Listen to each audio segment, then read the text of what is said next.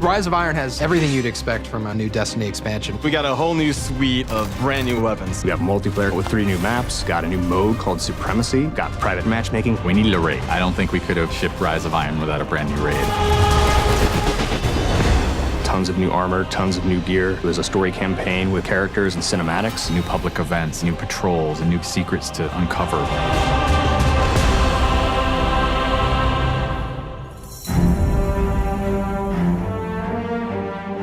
Rise of Iron is about looking at this story that's existed in the Destiny universe, this character, Lord Saladin. I am the lone sentry, and my watch is eternal. It's this journey to understand the past, what happened to these great heroes. The Iron Lords are gone, but our fight is far from over. And through that process, you're saving humanity, you're becoming an Iron Lord yourself, you're getting to wield a giant axe.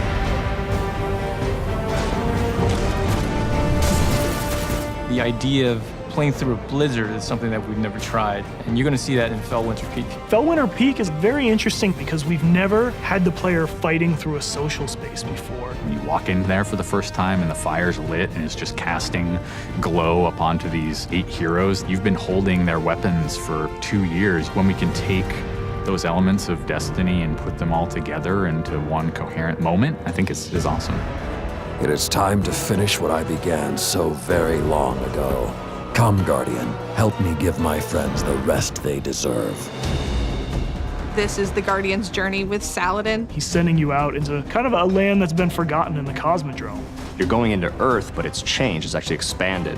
You'll see the Plague Lands, post-apocalyptic sky, there's lava welling up from the ground. We know the Devils have been digging into the Cosmodrome for years. They've been looking for something. Well, what they found is SIVA. It is a nanotechnology that can be used to shape things, but they're not trying to use it to build, they're trying to use it to destroy. They've started mutating their bodies, turning themselves into giant monsters, transforming the landscape, even of the Cosmodrome, into this horrible, burning fortress world. Hell's loose in old Russia. Every second we stand here, SIVA's influence spreads and the Devil Splicers grow more powerful. Keep fighting, Guardian.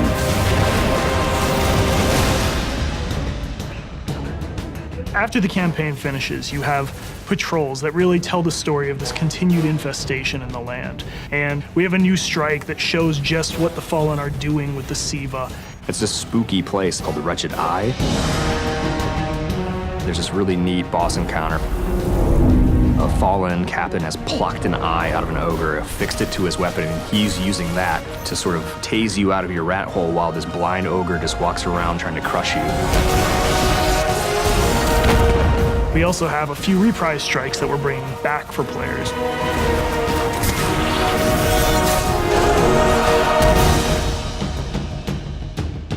We very consciously set out to create a journey. This is arc of claustrophobia, space inside the wall. And then you get on top of it, and it's sort of this amazing breath of fresh air. You get this vista from the Cosmodrome, it's lit on fire, and there's this death Zamboni who's just trying to crush your bones to dust. This giant machine with a ball arm, spikes on it. What does it mean in a raid when you got to run? I actually want that tension to exist. There's something really emotionally powerful about going on a journey, reaching to the top of the mountain and then crashing back down, confined once again. I think players had a lot of fun when they played Court of Oryx on the Dreadnought, and so we wanted to create a similar type of experience in the Plague Lands, give it this different theme. You ready for this?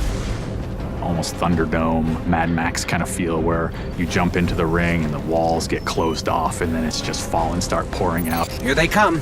And you get a giant flaming axe and you just start beating the crap out of guys.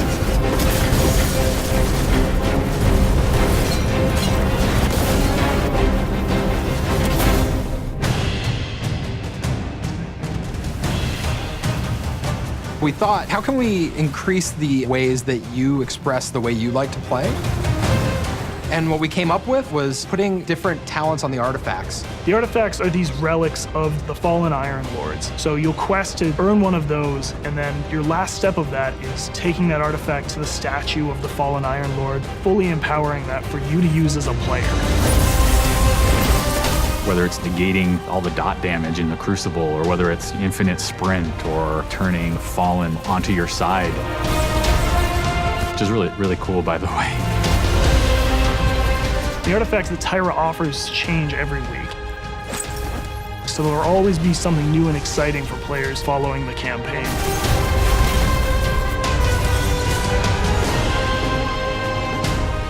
When you put snow, everyone thinks of pelts and cloaks and hoods. Wouldn't be a knight's tale without a knight's armor. When you look at the Iron Lords and you look at the Raid set, you look at the Iron Banner set, or you look at Trials of Osiris, they're all new with a much wider palette that players can pull from. And when you throw ornaments on top of all that, we're going to see a lot more variety in gear. So the ornament system is this really cool thing that lets you take some of your favorite pieces of gear and then you customize this weapon the way you want it to be. You got your raid weapons, you got your Iron Banner, we got new exotics, old exotics. Do you like sidearms? We got all the sidearms this time around. Galahorn, enough said. Coming to the Crucible and Rise of Iron is a new game type called Supremacy. Defeat your enemy, claim their crest. It's a fast-paced 6v6 game mode where every kill you get, Guardian drops a crest. Picking up the crest gives you points. Their glory goes to you, Guardian. It's a constant battle over picking up crests and making sure that you're with your team and not out of position. If you pick up an enemy crest, you deny the enemy those points. Excellent recovery. We have new maps. We always have new maps. There's Last Exit, lots of twists and turns, lots of really good close combat. Then there's Skyline, a Clovis Bray headquarters building on Mars. It's a symmetrical, large map. The last one is Floating Gardens, which is an open map. One thing we're really excited about in Rise of Iron is the introduction of private matches.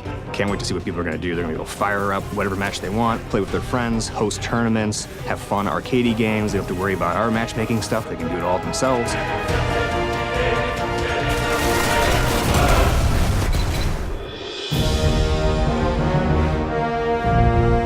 Sometimes when I play and I have headphones on and I'm in that world, I get little chills because it's not just the effects and the amazing graphics, it's the audio that helps reinforce the journey that you're going through. We really want Destiny to feel like it's a natural world that you inhabit, like it's a world that could exist, that does exist. The score is incredibly strong, and the work that the audio team has done on this game, it lights you up. It becomes something bigger than just a mountain and just a fight. It becomes an experience, and you hopefully get lost in it. That sense of fun, that sense of adventure, that sense of the unknown, I want to see that translate to our fans and our players. When you see your character at the end of the campaign, I really, really hope that you feel triumphant and proud, like, wow, I'm becoming an Iron Lord.